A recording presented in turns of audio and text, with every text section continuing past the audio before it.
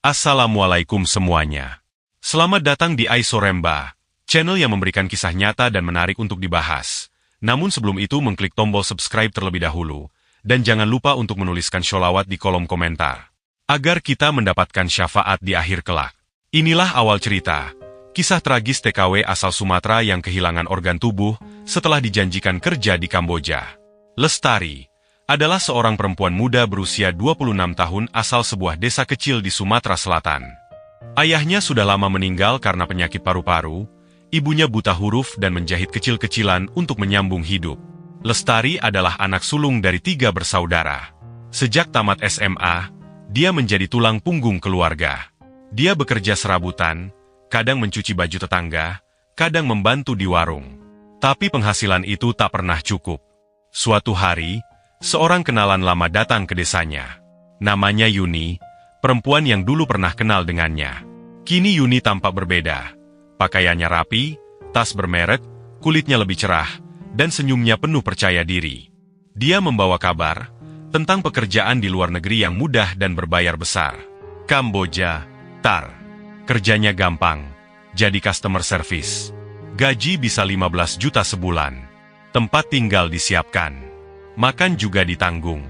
Gak perlu bahasa Inggris jago, yang penting nurut, kata Yuni sambil menyodorkan brosur bergambar gedung pencakar langit dan wanita-wanita muda berpakaian rapi di balik meja komputer. Lestari tergoda. 15 juta sebulan terdengar seperti mimpi. Setelah berdiskusi singkat dengan ibunya, dia memutuskan pergi. Semua proses berjalan cepat. Paspor diurus oleh agen, tiket disediakan, bahkan uang saku pun diberi. Ia hanya diminta menandatangani beberapa dokumen berbahasa asing yang tak ia pahami. Sesampainya di Kamboja, semua berubah. Bandara Phnom Penh menyambutnya dengan udara panas dan asing. Ia dibawa oleh seorang pria lokal ke sebuah gedung tertutup. Disitulah mimpi buruknya dimulai. Tak ada meja kerja, tak ada komputer, tak ada seragam rapi. Yang ada hanya ruangan penuh kamera, penjaga bersenjata, dan puluhan perempuan Indonesia yang wajahnya muram dan penuh luka. Lestari dipaksa bekerja sebagai scammer online. Dia diancam, dipukul jika tidak bisa menipu target dari negara-negara barat. Ia harus pura-pura menjadi wanita cantik di aplikasi kencan, menggoda pria-pria kaya, dan membuat mereka mentransfer uang ke rekening yang dikendalikan sindikat. Dia mencoba melawan, tapi setiap perlawanan dibalas penyiksaan. Beberapa teman satu nasibnya bahkan menghilang entah kemana. Kalau kamu macam-macam, kamu akan bernasib kayak mereka, kata seorang penjaga. Suatu hari, Lestari jatuh sakit. Badannya demam tinggi, dan dia pingsan saat bekerja. Ketika sadar, ia sudah terbaring di ranjang rumah sakit yang lusuh, dengan selang infus menancap di tangan dan rasa sakit tajam di pinggangnya. Perawat lokal yang tak bisa bahasa Indonesia hanya menatapnya datar. Di sisi ranjang, ada satu wanita lain dari Indonesia yang berbisik pelan sambil menangis. Ginjalmu sudah diambil, TAR. Lestari tak percaya. Ia meraba pinggangnya, merasakan bekas jahitan kasar. Dunia seolah runtuh. Ia ingin menjerit, ingin pulang, tapi tak tahu caranya. Paspor ditahan, akses ke dunia luar tertutup, dan tubuhnya kini tak lagi utuh. Hari-hari setelah operasi itu menjadi neraka yang lebih dalam bagi Lestari. Tubuhnya lemah, tapi pekerjaan tetap harus jalan. Ia kembali duduk di depan layar, mengetik rayuan kepada pria-pria asing yang tak tahu bahwa di balik kata-kata manis itu, ada seorang perempuan yang sedang berjuang untuk tetap hidup. Temannya, Dinda, perempuan yang memberitahunya tentang ginjal itu, menjadi satu-satunya sandaran emosional.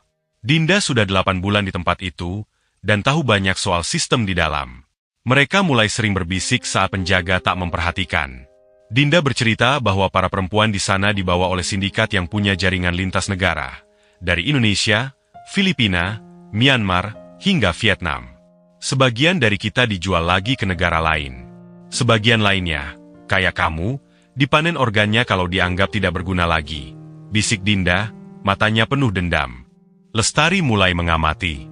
Setiap malam, dia mencatat dalam pikirannya, jam patroli penjaga, kapan listrik mati, siapa yang bertugas membawa makanan, dan posisi kamera. Dia menyimpan potongan kawat kecil yang dia temukan di lantai untuk berjaga-jaga. Pada minggu ketiga setelah operasi, datanglah seorang pria asing. Berkulit putih, berpakaian rapi, dan ditemani penerjemah lokal. Semua perempuan diperintahkan berdiri sejajar, seperti barisan barang dagangan. Dia suka sama kamu, bisik Dinda setelah pertemuan itu. Mereka bilang kamu bakal dikirim ke lokasi baru. Entah kemana, tapi biasanya itu artinya kamu dijual. Malam itu, Lestari tidak bisa tidur. Matanya terus menatap langit-langit yang penuh debu, pikirannya mencari-cari kemungkinan. Ia sadar, kalau tak bertindak sekarang, ia tak akan pernah pulang. Dan saat itulah, rencana pelarian mulai ia susun. Malam-malam berikutnya, Lestari dan Dinda bekerja dalam diam. Di balik mata yang tampak kosong di depan kamera, keduanya menyusun langkah demi langkah seperti bidak catur yang dipaksa bertarung tanpa raja. Potongan kawat yang Lestari simpan mulai diasah di lantai semen, perlahan dibentuk menjadi kunci palsu seadanya, bukan untuk membuka pintu besar, tapi untuk mengakali gembok kecil tempat penyimpanan alat kebersihan. Di dalam lemari itu ada pel, tongkat besi yang bisa dibongkar, dan sebotol cairan pembersih yang baunya menyengat. Dinda menyelipkan sobekan plastik pembungkus makanan ke dalam saku bajunya setiap kali waktu makan, diam-diam mengumpulkan benda-benda sepele yang bisa menjadi alat bantu. Pada malam ketujuh setelah pria asing itu datang, listrik mati selama 3 menit. Bagi penghuni biasa, itu hanya gangguan. Tapi bagi Lestari, itu tanda. Besok malam, saat listrik mati, kita coba, bisik Lestari ke Dinda, napasnya tercekat oleh rasa takut yang mulai meninju tulang rusuk. Hari berikutnya, Lestari pura-pura pingsan saat bekerja. 2 penjaga datang membopongnya, salah satunya meninggalkan pintu ruang istirahat setengah terbuka. Dalam sekejap, Dinda menyelinap masuk dan menyembunyikan tongkat pel besi di balik mesin dispenser. Malam tiba. Listrik padam seperti biasa. 3 menit. 1, 2, 3. Klik. Gembok kecil terbuka. Lestari menyelinap keluar dengan langkah pelan. Tubuhnya masih lemah, tapi matanya menyala.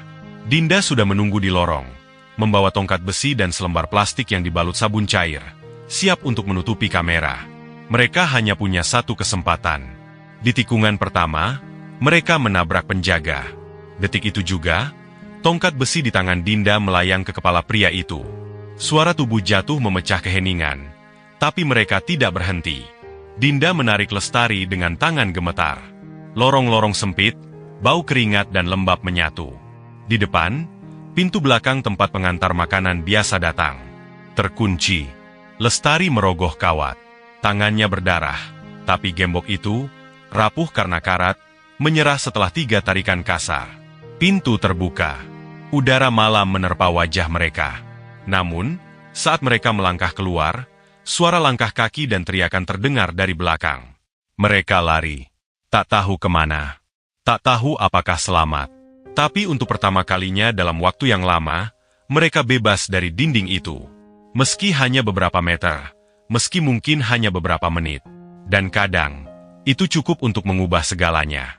Mereka berlari menyusuri ganggang sempit dengan napas tercekat. Kaki nyaris tak menyentuh tanah. Kota itu masih hidup meski malam sudah larut. Lampu neon dari bar dan kasino berpendar di kejauhan, suara tawa dan musik mengabur di telinga mereka yang dipenuhi deru panik. Lestari hampir tumbang di persimpangan ketiga, tapi Dinda menariknya lagi. Sedikit lagi, ada rumah sakit di ujung jalan. Aku pernah lihat waktu dibawa ke klinik, katanya setengah berteriak. Saat rumah sakit muncul di pandangan mereka, gedung kecil dengan lampu terang dan tanda salib merah, air mata hampir jatuh di pipi Lestari. Mereka masuk dengan tubuh gemetar, wajah kotor, dan darah menetes dari lengan Lestari yang terluka. Petugas jaga langsung berdiri. "Help us, please," kata Dinda dengan suara tercekat. "We were kidnapped. Human trafficking. Please." Perawat menatap mereka, kemudian buru-buru memanggil seseorang. Tak lama, 2 pria berseragam keamanan rumah sakit datang. Tapi mereka tak menahan. Mereka membawa Lestari dan Dinda ke ruang UGD, memberi mereka air, menenangkan mereka. Beberapa jam kemudian, saat matahari mulai naik, seorang pria dengan jas formal dan lencana KBRI di dadanya datang bersama staf lokal. "Lestari, Dinda," katanya dengan suara lembut. "Kami dari Kedutaan Besar Republik Indonesia. Kalian aman sekarang." Lestari tak sanggup bicara. Tangisnya pecah. Dinda menggenggam tangan sahabatnya erat-erat, seolah menahan diri agar tak ikut runtuh. Semuanya akan kami urus. Kalian akan pulang. Kita akan kejar sindikat ini, tambah staf KBRI. Beberapa hari kemudian, mereka dipindahkan ke shelter milik KBRI. Di sana, mereka akhirnya mendapatkan pemeriksaan medis yang layak. Hasilnya sungguh memilukan. Lestari dipastikan telah kehilangan satu ginjalnya. Bekas jahitan di tubuhnya mulai berdarah kembali, karena sebelumnya ia dipaksa melarikan diri dalam kondisi luka yang belum sembuh. Dokter terpaksa harus membersihkan luka tersebut dan menjahit ulang bagian yang terbuka. Sementara itu, Dinda mengalami luka dalam di perut dan dada, kemungkinan akibat tendangan atau benturan keras. Meski secara fisik tak separah Lestari, kondisinya tetap memerlukan perawatan intensif. Namun yang paling sulit disembuhkan adalah luka batin mereka, trauma, ketakutan, dan perasaan hancur yang masih terus menghantui setiap malam. Beberapa bulan kemudian, Jakarta.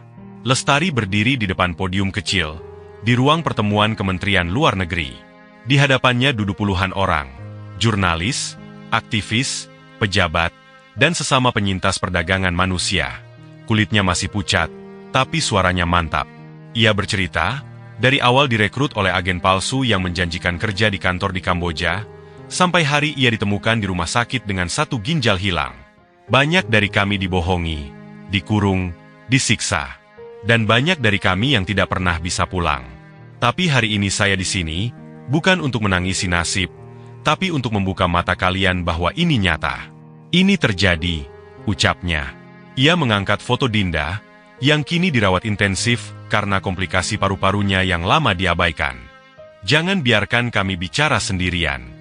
Jangan biarkan pelaku bebas karena kita diam. Setelah pidatonya, Lestari memilih jalan sunyi yang sulit, menjadi aktivis. Ia bekerja sama dengan LSM, menyuarakan bahaya sindikat perdagangan manusia di media sosial, sekolah-sekolah, bahkan desa-desa kecil tempat para agen perekrut biasa mencari mangsa. Ia tahu, cerita seperti miliknya sering hanya jadi berita sehari, lalu dilupakan. Tapi ia tak peduli. Selama masih ada satu orang yang mendengarkan, itu cukup.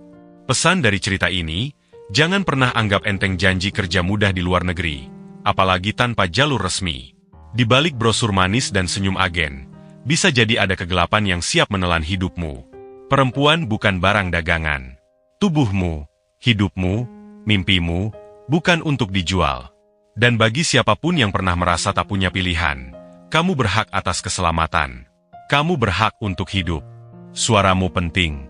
Lestari pernah kehilangan segalanya, tapi ia memilih untuk tidak kehilangan harapan. Karena selama masih ada harapan, perlawanan tidak akan pernah berhenti. Terima kasih sudah menonton. Semoga cerita ini bisa menginspirasi dan memberi semangat. Jangan lupa like. Kalau kamu suka, share ke teman-teman kamu, dan tentunya subscribe, supaya nggak ketinggalan konten terbaru dari kami.